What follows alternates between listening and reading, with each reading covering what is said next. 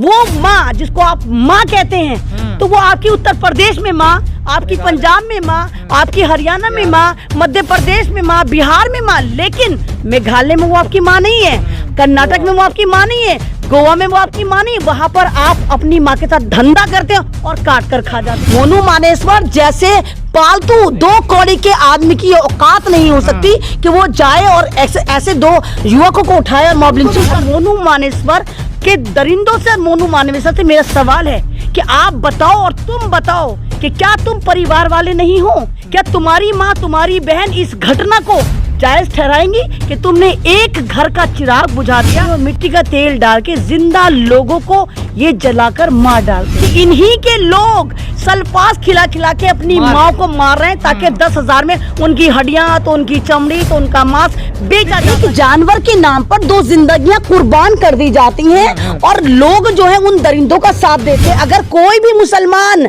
गाय काटेगा या बेचेगा तो हम उसको जिंदा काट देंगे। अपनी माँ की जबानें काट काट के यम्मी टंग के नाम पर बेचे तो सौखून मारी भगवा चोला पहनकर मंदिर पे तो, मस्जिद पर तो, इस पे तो, उस पर राजनीति कर। साथियों, आप देख रहे न्यूज़ मेट, मैं हूं सरफराज जादिल। 2 मुसलमानों की हत्या कर दी गई गाय के नाम पर। तो हमारे साथ सोशल एक्टिविस्ट अयमन रिजवी जी है, जो उनके गांव आए, उनके परिवार से मिलकर आई, उनके घर वालों से मिली, उनके बच्चों से मिली। क्या दर्द है, क्या चाहती है, क्या चाहिए उनको, बताइए। उनके गाँव गए थे, क्या आपने देखा, क्या माहौल है वहाँ का? देखिए, मैं तो स्टार्टिंग में यही कहूँगी, लश्कर भी तुम्हारा है, सरदार भी तुम्हारा। लश्कर भी तुम्हारा है, सरदार भी तुम्हारा। तुम झूठ को सच लिख दो, अखबार भी तुम्हारा। इस दौर के फरियादी जाएं तो कहाँ जाएं, इस दौर के फरियादी जाएं तो कहाँ जाएं। कानून भी तुम्हारा तो इंसाफ भी तुम्हारा। जैसे आपने देखा कि इन 2 लड़कों की जिस तरह बर्बरता से मॉब लिंचिंग हुई, आप इसको एक मॉब लिंचिंग नहीं कहिए, आप इसको 3 बार मॉब लिंचिंग कहिए। एक मॉब लिंचिंग उनकी इस तरह माने कि वो निहायत ही गरीब थे, वो समाज के तौर पर एक मॉब लिंचिंग ऑलरेडी झेल रहे थे। खाने को नहीं था, तो शिक्षा नहीं थी, तो पानी नहीं था, तो लाइट नहीं थी, पक्के मकान नहीं थे, कोई सोर्स ऑफ इनकम नहीं था। दूसरी मॉब लिंचिंग उनकी जो गाय के नाम पे उनको करी गई, उनके हाथ पैर तोड़े गए, उनकी रीढ़ की हड्डी तोड़ी गई, उनके घुटने तोड़े गए। उसके बाद जब वो बिल्कुल अधमरे हो गए और ये फिरोजपुर छिरका के थाने में लेकर गए और थाने वाले थानेदार से बोला कि जी इनको गाय के नाम पर जेल में डाल दो, तो थानेदार ने कहा क्या इनके पास गाय का गोश्त है? तो मोनू मानेसर जैसे दरिंदों ने, इसकी टीम ने कहा कि नहीं, गाय का गोश्त तो नहीं है, लेकिन ये दोनों मुसलमान हैं और हम इनको मार मार के अधमरा कर चुके हैं। पुलिस वालों ने कहा कि देखो, इनको यहाँ से ले जाओ और ये कोशिश करो कि सबूत मिट जाए। इसका मतलब क्या होता है सबूत मिट जाए? यानी कि आप इनको ऐसा करो, ठिकाने लगा दो। ये लोग थाने से 200 मीटर के करीब आगे जाते हैं और वहां जाकर इन जिंदा दोनों को सीट से बांधते हैं, बेल्ट से बांधते हैं और मिट्टी का तेल डाल के जिंदा लोगों को ये जलाकर मार डालते हैं, बिल्कुल कोयला बना देते हैं। उसके बाद तो एक कोहराम मचा। आप ये देखिए, जितना कॉर्पोरेट घराना है, जितने सरकारी मीडिया कर्मचारी हैं, लश्कर नोएडा एक्टिव हो जाता है और ये जबरदस्ती तरीके से कहता है कि गौ तस्करी, गौ तस्करी, गौ तस्करी। पहली बात तो एक, जब हम गांव में जाकर देख कर, पूरे गांव में मुझे एक गाय नजर नहीं आई। पूरे गांव में वो तो मुझे गांव ही नहीं लगा कि वो हिंदुस्तान का गांव है। उस गांव में ना बिजली है, ना पानी है, ना पक्की सड़कें हैं, ना स्कूल है, ना डिस्पेंसरी है, इवन कोई एक दुकान तक नहीं थी ग्रोसरी की। बस खाली टूटे फूटे मकान थे, बिना प्लास्टर के कमरे बने हुए थे, छप्पर उन पर पड़े हुए थे। वहां पर मुझे अगर एक पक्की चीज मिली, जहां पर मुझे सीमेंट मिला, तो वो पक्के घड़े थे जिनमें वो लोग पानी भरते, जमीन के अंदर गड्ढे बनाए गए थे जहां पर पैसों में टैंकर आकर पानी भरते थे। तो ऐसे लोगों को, ऐसे मुसलमानों को आप गाय के नाम पर मॉब लिंचिंग करके मार देते हैं। तो मुझे तो यही समझ नहीं आ रहा, मोनू मानेसर के दरिंदों से, मोनू मानेसर से मेरा सवाल है कि आप बताओ और तुम बताओ कि क्या तुम परिवार वाले नहीं हो? क्या तुम्हारी माँ, तुम्हारी बहन इस घटना को जायज ठहराएंगी कि तुमने एक घर का चिराग बुझा दिया? तुम्हें मालूम है कि उनके पीछे कितनी जिम्मेदारियां थी। माँ की जिम्मेदारी, तो बाप की जिम्मेदारी, तो भाइयों की जिम्मेदारी, तो भतीजों की जिम्मेदारी, तो अपने बच्चों की जिम्मेदारी, तो अपनी बीवी की जिम्मेदारी। इतने गरीब लोग थे। अगर तुम्हारी माँ इस घटना को सही जायज करार देती है जो कि नहीं देना चाहिए। तुम्हारी बहन, तुम्हारी बीवी जायज़ करार देती है कि तुमने ये जायज़ काम करा, तो मैं समझूंगी कि शायद आज भारत से ममता भी रुखसत हो गई, ममता की भी मॉब लिंचिंग हो गई, अगर तुम्हारी माँ सब बोलती है।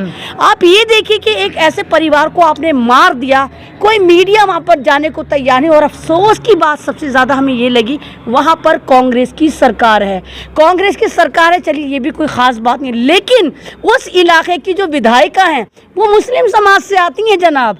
जाहिदा खान, उन्होंने कुछ नहीं करा, डराना तो धमकाना, ज़बरदस्ती उन कंकालों को दबा दिया, जबकि अगर वो कंकाल सड़क पर रखे रहते तो वो 6 महीने के 6 साल भी ना सड़ते, उनमें कुछ था ही नहीं, वो तो कोयला बन चुके थे। लेकिन ज़बरदस्ती प्रेशर से आपने एक जो डाकू हसीना वाला रोल आपने प्ले कर रखा है। और अफसोस की बात, आप एजुकेशन मिनिस्टर भी हैं, तो एजुकेशन मिनिस्टर का काम होता है कि आप लोगों तक एजुकेशन पहुंचाएं। उस गांव में कोई स्कूल, कोई डिस्पेंसरी, कोई मदरसा कुछ नहीं है, तो क्या वो इंसान नहीं है? मुसलमान तो छोड़िए जनाब, वो इंसान है। लश्कर मीडिया नोएडा का अपना नाम दिया, गौ तस्कर की बात कह रहे हैं, क्या अगर उनका घर देखा होगा, परिवार देखा होगा, क्या उनकी ऐसी हालत है कि गौ तस्कर है, बहुत पैसे कमाया गाय बेचकर? अरे उज्ज्वला योजना तक नहीं है जिसका मोदी जी ढिंडोरा पीटते रहते हैं। माँ टूटे फूटे गैस के चूल्हे तो बहुत दूर की बात, टूटे फूटे ईंटों के उन्होंने चूल्हे बना रखे, जिसमें मेरे ख्याल से 2 वक्त का खाना भी बमुश्किल तमाम मिलता होगा।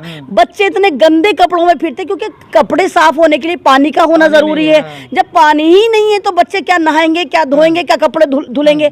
और उनके घर में मतलब डबल बेड, सोफा सेट, कुर्सियां तो बहुत दूर की बात है जनाब, पलंग तक नहीं थे, पन्नियों पर बैठे थे हम। ये जो प्लास्टिक की पन्नियां नहीं आती, जो आप ये देखिए कि पानी से बचाने के लिए लोग तिरपाल पर डालते हैं, वो पन्नियां नीचे बिछी हुई थी। मतलब जो परिवार इतना गरीब परिवार है, तो आप कौन से मुसलमानों को डरा रहे थे? आप मुसलमानों की कौन सी रीढ़ की हड्डी तोड़ के आप मुसलमानों की अर्थव्यवस्था को जमीन पर मिला रहे थे? पहली बात। दूसरी बात, सेंटर में आपकी सरकार, हरियाणा में आपकी सरकार, तो मैं बार बार आपके चैनल से लगातार यही कह रही हूं, तो मुझे बताइए वो माँ जिसको आप माँ कहते हैं, तो वो आपकी उत्तर प्रदेश में माँ, आपकी पंजाब में माँ, आपकी हरियाणा में माँ, मध्य प्रदेश में माँ, बिहार में माँ, लेकिन मेघालय में वो आपकी माँ नहीं है, कर्नाटक में वो आपकी माँ नहीं है, गोवा में वो आपकी माँ नहीं है। वहां पर आप अपनी माँ के साथ धंधा करते हैं और काट कर खा जाते हैं। मेरी माँ है, तमाम स्टेट में मेरी माँ रहेगी। और दूसरी बात, जब आप हम जो है, अब हम देखते हैं कि हमारे प्रधानमंत्री कभी नाम चेंज कर रहे हैं, तो कभी दिफाए चेंज कर रहे हैं, कभी कानून चेंज कर रहे हैं,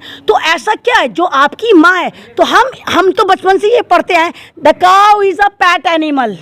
तो वो पेट एनिमल कैसे हो गई? वो तो आपकी माँ है। आप कहिए कि जो गाय से हमारी माँ, गाय से गाय नहीं, माँ से माँ बोलिए, और माँ की जगह उसकी तस्वीर लगाइए। आप तो खुद कह रहे हैं cow is a pet animal, है ना? और दूसरी बात, जितने भी आप ये देखिए, जितने भी गौशाला हैं, वहां भी आपने एक नया केस देखा होगा कि इन्हीं के लोग सल्फास खिला खिला के अपनी माँ को मार रहे हैं, ताकि 10,000 में उनकी हड्डियां, तो उनकी चमड़ी, तो उनका मांस बेचा जा सके। सवाल यह है कि अब जैसे मोनू मानेसर के समर्थन में पंचायत बैठाई जाती है, लेकिन अभी कुछ हाल में एक वीडियो मैंने शूट किया है, वो लोग कह रहे हैं कि जो हरियाणा के लोग हैं, जो 36 बिरादरी के लोग हैं, वो जुनेद नासिर के इंसाफ के लिए लड़ेगा और साथ है उनके, तो लोग साथ भी तो आ रहे हैं, जो उनके समर्थन में है, नासिर के भी समर्थन में आ रही है। नहीं, आप ये देखिए ना कि 100 गांव के लोग पंचायत करते हैं एक दरिंदगी के खिलाफ, एक जानवर के नाम पर 2 जिंदगियां कुर्बान कर दी जाती हैं, और लोग जो है उन दरिंदों का साथ देते हैं। तो ये तो वही है कि लगेगी आग तो आएंगे सभी मकान जद में, है ना? तो ये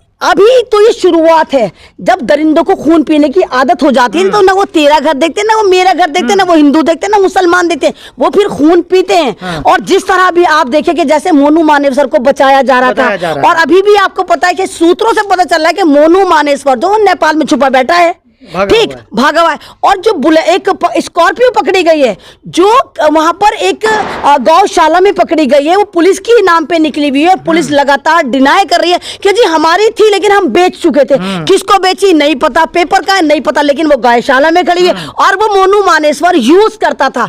जब उस गाड़ी की जांच पड़ताल करी गई, तो उस पर खून के धब्बे थे।